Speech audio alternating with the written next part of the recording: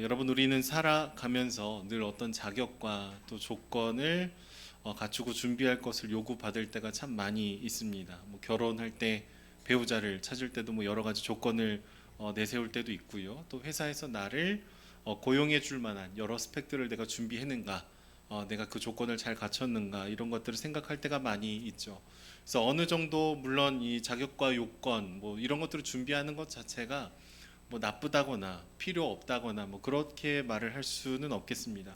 뭐 어느 정도는 저희가 구비가 되어 있어야 그 역할들을 잘 감당할 수도 있겠죠. 그런데 우리는 이런 것에 익숙하다 보니까 우리가 하나님 앞에 나아갈 때에도 뭔가 자격이 있어야 되지 않을까, 뭔가 조건을 내가 어느 정도 성취해야 되지 않을까, 이런 식으로 우리가 생각을 하면서 하나님의 존재를 대할 때가 많이 있는 것이죠. 기도를 어느 정도 해야 자격과 요건을 갖출까요? 일주일에 우리 교회 뭐 새벽 기도가 6일 정도 있는데 뭐 3, 4일 정도 나오면은 뭔가 당당하게 하나님께 걸어가고, 이틀 나오면 뭔가 좀 덜 걸어가고, 그런 것이 사실 아니죠. 근데 우리는 계속해서 뭐 말씀을 몇 장 정도 읽으면 좀 죄책감이 덜해지고, 내가 하나님 말씀에 어느 정도 순종을 잘 하고 있다라고 생각하면은 이 마음을 또 풀어가면서 나아갈 수 있다라고 생각할 때가 많이 있는 것이죠. 그래서 종종 저희가 이게 공동체적인 기도, 뭐 특별 새벽 기도회나 뭐 여러 가지 공동체가 함께 기도할 때는 자격과 요건이 갖춰진 것처럼 생각해요. 그래서 하나님께 왠지 당당하게 걸어갑니다. 예수님의 십자가 없이도 왠지 내 경건으로 나아갈 수 있을 것 같아요. 그런데 특세가 끝나고 공동체가 함께 힘을 모으는 시간들이 끝나게 되면은 다시 우리의 경건이 흩어지게 되는 순간들도 있죠. 그러면 한 주간 주님을 새까맣게 잊어버리고 살아가는 나의 모습을 내가 허용하지 못해서 왠지 주일을 맞이할 때 죄책감을 가지고 이 예배당 가운데 들어올 때가 많이 있습니다. 그래서 우리 삶의 대부분을 주님께 죄송하고 죄스러운 마음으로 하나님 앞에 그렇게 걸어갈 때가 많이 있는 것이죠. 여러분 오늘 말씀 본문을 보면은 야곱이 하란을 향하여서 도망가고 있는 장면이 나옵니다. 그래서 오늘 말씀 앞부분을 이렇게 쭉 깊이 살펴보면은 야곱에게 어떤 일이 주로 있었을까요? 아버지를 속이고 형을 속이고 장자권을 받고 지금 도망가고 있는 그런 장면이죠. 형의 이 분노를 내가 감당할 수 없을 것 같아서 삼촌 라반에게로 지금 도망가고 있습니다. 야곱의 이 행동들을 자세히 살펴보면은 그는 이제 뭐 갑자기 뭔가를 덮어내기 위해서 그렇게 거짓말을 한 것이 아닙니다. 아주 계획적이고 구체적으로 뭐 이렇게 털을 준비하고 목소리도 나름 형처럼 내고 그렇게 구체적이고 계획적으로 모두를 속였습니다. 그는 뉘우치거나 막 깊은 회개를 하지도 않았어요. 그 당장에 닥쳐올 위협을 피하기 위해서 또 그냥 도망가고 있는 것이죠. 자신의 잘못을 정면으로 맞닥뜨리고 있지도 않습니다. 여러분 그런데 그런 상황 속에서 야곱은 지금 돌 하나를 베개 삼아서 잠을 자고 있는데 하나님께서 찾아오시는 거예요. 사닥다리가 땅에서 하늘까지 닿아 있고 하나님의 사자들이 오르락내리락 하는 그런 그림들을 보게 됩니다. 그리고 하나님께서 그 위에서 말씀하시는데 뭐라고 얘기하시냐면 나는 너의 조부 아브라함의 하나님이요 이삭의 하나님이라. 네가 누워있는 땅을 내가 너와 내 자손에게 주겠다라는 약속을 하십니다. 그리고 그뿐만 아니라 심판을 받아 마땅한 야곱에게 복을 주겠다라고 약속해 주시고 내가 너와 함께 있어 네가 어디로 가든지 내가 너랑 함께 있을 것이고 다시 너를 이 땅에 돌아오게 할 것이다 라는 약속을 해 주십니다. 여러분 이게 좀 어울리지 않습니다. 야곱이 지금 하나님을 찾고 하나님을 갈망하고 하나님을 사랑하고 그래서 기도를 한 것이 아니에요. 거룩하고 정결한 행동들을 이어나갔던 것도 아닙니다. 누군가를 돕고 도덕적으로 뭔가 선한 행동을 하고 있었던 것도 아닙니다.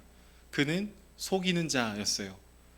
그리고 이것을 외면하기 위해서 도망가는 도망자였습니다. 형이 받아야 되는 축복을 가로챈 사람에 불과하죠. 그런데 하나님은 오늘 본문에 야곱을 찾아오십니다. 야곱이 찾은 것이 아니라 주님께서 어울리지 않는 이 야곱을 찾아오셔요. 그리고 자격 없는 사람을 전적인 하나님의 은혜로 만나 주실 뿐만 아니라 그에게 복을 주겠다라고 약속하십니다. 네가 어디로 가든지 간에, 네가 지금 도망가고 있고 속이고 있고 또다시 옛날 본성이 또 나오겠지만 내가 너와 계속 함께 하겠다라는 이런 약속을 해 주는 것이죠. 여러분, 저는 이런 축복을 어울리지 않는 축복이라고 생각합니다. 야곱이 뭔가 만들어낸 자격과 조건이 전혀 없는 거예요. 근데 이 어울리지 않는 사랑이 부어지는 것을 우리는 정리해서 은혜라고 얘기하죠. 내가 어떤 공로를 세운 것이 아닙니다. 자격을 갖춘 것이 아닙니다. 마땅히 받아야 할 바를 정당하게 받는 것도 절대로 아닌 거예요.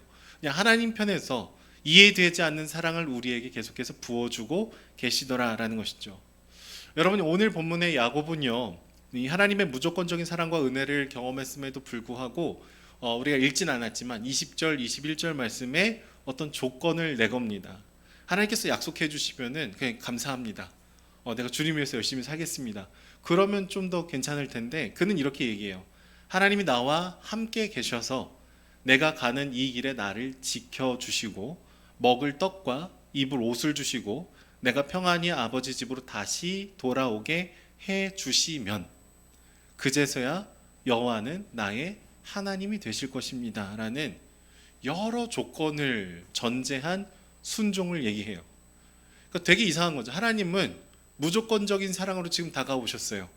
근데 야곱은 하나님이라는 당신께서 나를 지키고 나와 함께하고 떡도 주고 옷도 주고 이것도 주고 저것도 주고 나를 지켜야 당신은 나의 하나님이 될 것입니다.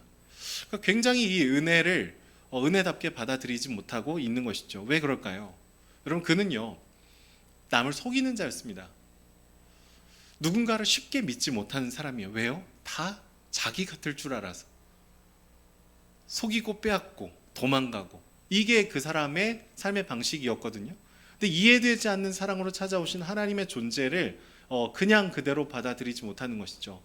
나처럼 뭔가 꿍꿍이가 있을 거야. 여러 조건을 다 갖추면 내가 당신을 하나님으로 인정해 드리겠습니다. 이런 얘기를 하고 있는 것이죠. 여러분, 이 시점만 하더라도 야곱에게는 나의 하나님이 아닙니다. 아브라함의 하나님, 이삭의 하나님, 나의 조상의 하나님 수준인 것이죠.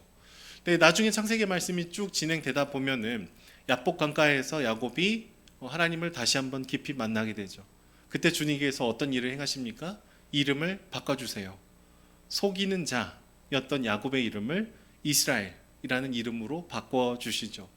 여러분, 그 전까지는 자기의 힘으로 살고 누군가를 속이고 자신만의 방식으로 살던 사람을 다시금 어울리지 않는 하나님의 사랑스러운 이름으로 변화시켜 주는 것입니다.